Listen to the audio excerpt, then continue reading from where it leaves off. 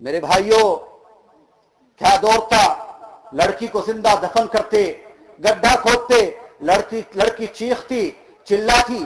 آج بھی یہی ہو رہا ہے نا، آج بھی یہی ہو رہا ہے کہ ماں کے پیٹ میں لڑکی کو قتل کیا جا رہا ہے، پھر اسی طرف جا رہے ہیں. آج بھی شراب کا دور دورہ ہے، آج بھی ظلم و زیادتی ہے. اس نبی کی تعلیم کو ہم نے بھلا دیا جو نبی ہمارے لیے پیغام لے کر کے آیا تھا، اور جس نے بتایا تھا لا تقتلوا اولادکم من املاق. اللہ تبارک و تعالیٰ نے فرمایا ہے اپنی اولاد کو روزی کے خوف کی وجہ سے قتل مت کرو. اللہ تبارک و تعالیٰ ان کی برکت سے تمہیں بھی روزی دے گا، اللہ ان کو بھی روزی دے گا. اللہ کے خزانے میں کمی نہیں، روزی کی فکر نہ تمہاری کسی نے کی اور نہ ان کی تم کرو. اللہ تبارک و تعالیٰ کے ہاتھ میں ہے. وہ تو ان کے پیدا ہونے سے پہلے ماں کی چھاتی سے 2 چشمے جاری کرا دیتا ہے. اسلام نے عورت کو عزت دی. اللہ کے نبی نے آ کر کے بتایا کہ یہ تو تمہارے لیے جنت کا راستہ ہے. فرما دیا اللہ کے نبی سرکار دو عالم صلی اللہ علیہ وسلم نے کہ جس کے 3 لڑکی ہو اور وہ ان کی صحیح طرح دیکھ بھال کرے گا، ان کی صحیح طرح پرورش کرے گا، لڑکوں کو ان کے اوپر فوقیت نہیں دے گا، پھر اچھی جگہ ان کی شادی کرے گا، فرمایا وہ جنت والا. صحابہ نے سوال کیا اے اللہ کے نبی جن کے 2 لڑکی ہو ان کی کیا حالت ہوگی؟ فرمایا وہ بھی جنت میں. فرمایا جن کے 1 لڑکی ہو؟ فرمایا وہ بھی جنت میں. پوچھا اے اللہ کے نبی جن کے لڑکیاں نہ ہو مگر بہن ہو؟ فرمایا جس کے 3 بہن وہ بھی جنت میں، اور جس کی 2 بہن اور وہ ان کے صحیح طرح حقوق ادا کرے وہ بھی جنت میں. میرے بھائیوں، آپ کبھی غور تو کرو، کبھی سن تو لو، اللہ کے نبی کی باتوں کو سمجھ تو لو، تمہیں پتہ چل جائے گا. تو 1400 سال 1450 سال پیچھے چلے جائیے، آپ کو یہی منظر نظر آئے گا کہ لڑکیوں کو زندہ درغور کیا جا رہا ہے، شراب اور کباب میں ڈوبے ہوئے ہیں. نہ عورتوں کی عزت ہے، نہ بڑے لوگوں کی عزت ہے. ہر طاقتور کمزور پر ظلم و زیادتی کر رہا ہے. لیکن اللہ تبارک و تعالیٰ نے فیصلہ کیا کہ اب نبی آخر الزماں بھیجا جائے، اب 22 کن فقہ بھیجا جائے، اب امام الانبیاء دنیا کے اندر تشریف لائے، اب لوگوں کو گمراہی اور ضلالت سے نکالا جائے، اب عزت و شرف عطا کیا جائے، اب اس کو اشرف المخلوقات کا پھر سے درجہ دیا جائے، پھر سے انہیں انبیاء کا وارث بنایا جائے، اور پھر سے لوگوں کو بتایا جائے کہ دنیا کے اندر کیسے رہنا ہے، دنیا کے اندر کیسے جینا ہے. اگر تم طاقتور ہو تو دیکھو نبی کی زندگی کو دیکھو جب وہ مکہ فتح کر کے گئے تھے. اگر تم تاجر ہو تو نبی کی تجارت کو دیکھو جب وہ ملک شام کا سفر کر کے گئے تھے.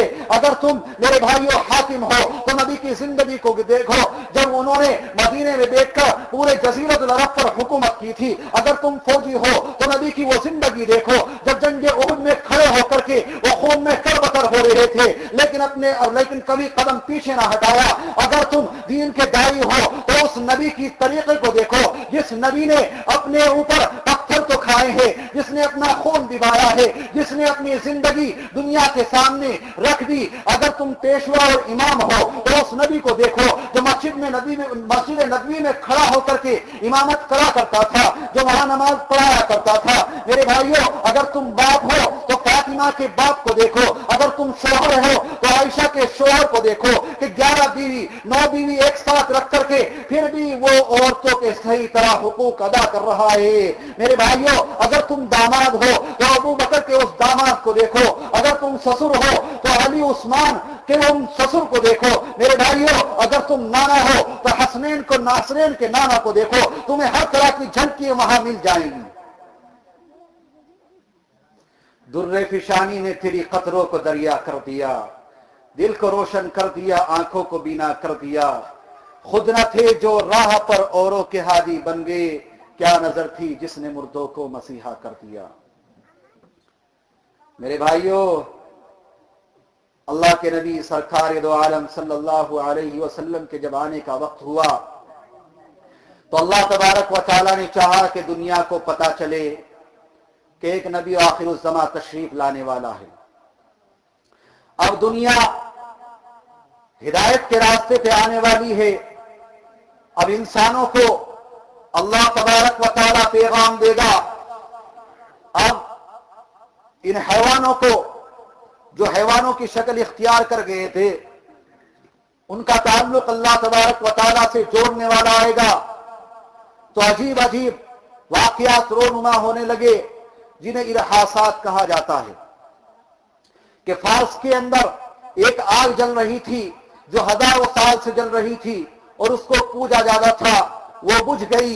ادھر میرے بھائیوں کسرا کے 14 کنگرو گر گئے، اور ادھر ابرہا نے ارادہ کیا کہ کعبے کے مقابلے میں ایک کعبہ تعمیر کیا جائے۔ اس بیوقوف نے سوچا اور دیکھا وہ کل کا فرعون تھا، کچھ آج کے فرعون ہیں۔ اس نے سوچا کہ کعبے کو لوگ دیکھنے جاتے ہیں، اس کی زیارت کرنے جاتے ہیں، ایک مکان ہی تو ہے، ایک کوٹھا ہی تو ہے، نہ کوئی مرصع ہے، نہ ہیرے جواہرات ہیں، نہ سونا چاندی ہے، نہ پھول اور کڑھائی ہے، نہ خوبصورتی ہے، آخر دیکھنے کس چیز کو جاتے ہیں؟ اگر میں یہاں ایک کعبہ تعمیر کر دوں، اگر میں یہاں ایک کعبہ بنا دوں اور اس کو سونے اور چاندی سے سجا دوں، اس کو دنیا کے قیمتی ہیروں سے سجا دوں اور مرصع کر دوں، تو لوگ اس کعبے کو بھول کر کے اس کو دیکھنے کے لیے آئیں گے، اس کی زیارت کرنے کے لیے آئیں گے، اس کا حج کرنے کے لیے آئیں گے۔ اس نے بیوقوف نے یہ سوچا اور اس نے ایک کعبہ تعمیر کیا، لیکن کسی نہ کسی طرح اس میں آگ لگی، اس کو غصہ آیا اور اس نے ایک لشکر جبار لیا جو بہت بڑا لشکر تھا، جس کے اندر ہاتھی بہت زیادہ تھے۔ عرب والوں نے کبھی ہاتھی نہیں دیکھا تھا، عرب والوں کو ہاتھی عجب لگتا، عرب والوں کو ہاتھی عجیب محسوس ہوتا، تو وہ ہاتھیوں کا لشکر لے کر کے چلا کہ کعبے کو گرا دوں گا، عرب کا تختہ الٹ دوں گا، میں انہیں سبق سکھا دوں گا۔ نکلا ہے، جس قبیلے نے، جس آدمی نے راستے میں راستہ روکنے کی کوشش کی، اس کو ٹیڑھ بالا کر دیا، اس کا تختہ الٹ دیا، کعبے کی طرف جا رہا ہے۔ ہر انسان گھبرا رہا ہے، ہر انسان ڈر رہا ہے۔ مکے کے بعد جا کر کے ڈیرا ڈال دیا۔ عبد المطلب جو کہ اللہ کے رسول صلی اللہ علیہ وسلم کے نانا تھے، ان کے 200 اونٹ چل رہے تھے، ان کو پکڑوا لیا۔ عبد المطلب کو پتا چلا تو پہنچے دربار میں، ابرہا بیٹھا ہوا ہے بڑی شان و شوکت کے ساتھ کہ آج قریش کے سردار آ رہے ہیں، آج بیت اللہ کے متولی آ رہے ہیں، آج کعبے کے متولی آ رہے ہیں، آنے دو، وہ آج انہیں ڈرا دوں گا، آج انہیں دھمکا دوں گا، آج انہیں دہشت زدہ کر دوں گا۔ لیکن جیسے ہی عبد المطلب دربار میں داخل ہوئے، واقعہ کس وقت کا ہے؟ اللہ کے نبی کی پیدائش سے 50 یا 55 دن پہلے کا۔ میرے بھائیوں صرف اتنے دن پہلے کا واقعہ ہے۔ تو اللہ کے اس دشمن نے ارادہ کیا عبد المطلب کو ڈرانے کا، لیکن جب عبد المطلب اپنی شان و شوکت کے ساتھ آئے، آخر اللہ کے رسول سرکار دو عالم صلی اللہ علیہ وسلم کے دعویٰ تھے، جب اندر تشریف لائے، ابرہا نے دیکھا تو ڈر گیا، گھبرا گیا، دہشت زدہ ہو گیا، مرعوب ہو گیا، اپنے تخت سے اتر کے آیا۔ یہ تو گوارا نہ کیا کہ عبد المطلب کو اپنے تخت پر اپنے پاس بٹھائے، البتہ نیچے آ کر کے عبد المطلب کے ساتھ قالین پہ بیٹھا۔ عبد المطلب کے اندر اللہ تبارک و تعالیٰ نے ایک شان رکھی ہے، اسی لیے شاعروں نے کہا شیبۃ الحمد الذی کان وجہہ یضیء ظلام اللیل کالقمر البدری۔ عربی شاعر کہتا ہے، آئے اس شیبہ کو دیکھو، اصل نام عبد المطلب کا کیا تھا پتا ہے؟ اللہ کے رسول کا کیا نام؟ کتنے لوگوں کو پتا ہے؟ اچھا ہاتھ اٹھا کر کے بتاؤ آج ہمارے نبی کا نام کیا؟ اور یہ سوچ لینا کسی سے بھی پوچھ سکتا ہوں، ہاتھ اٹھاؤ میرے بھائیو، دیکھو کتنے لوگوں کو پتا ہے ہمارے نبی کا کیا نام؟ بتاؤ، پتا نہیں؟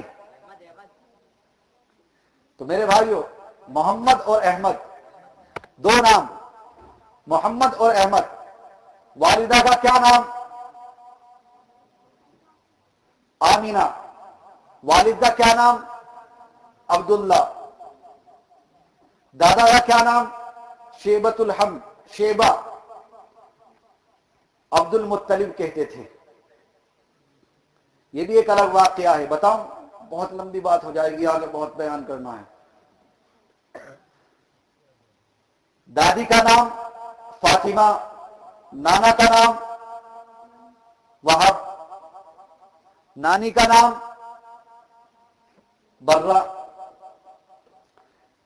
پردادا کا نام ہاشم، پردادی کا نام سلمہ، 4 لڑکیاں تھی. آئے کیسا عشق ہے نبی سے، کیا محبت ہے نبی سے. نعرے لگ رہے نبی کا دامن نہیں چھوڑوں گا، پہلے پکڑ تو لے نبی کا دامن، چھوڑے گا تو بعد میں نماز نہیں پڑھتا، نبی کا دامن نہیں چھوڑے گا. اذان سن کر گھر میں بڑھ رہا ہے، فلمیں دیکھ رہا ہے، ٹی وی چل رہے ہیں، گانے بج رہے ہیں، گانا اذان ہو رہی ہے، ٹی وی بند کر دیا، خیال ہے کہ اذان جلدی سے نہیں پڑھ رہے، آج مؤذن صاحب میری فلم نکلی جا رہی ہے. ارے اذان کو جلدی پڑھوانا چاہتا ہے، مسجد نہیں جاتا سن کر کے نبی کا دامن مضبوطی سے پکڑ لے. اگر پکڑنا ہے سنت نبی سجا لے تو میرے بھائیوں نبی کے دامن کو مضبوطی سے پکڑو. 4 لڑکی 3 لڑکے اللہ کے نبی سرکار دو عالم صلی اللہ علیہ وسلم کے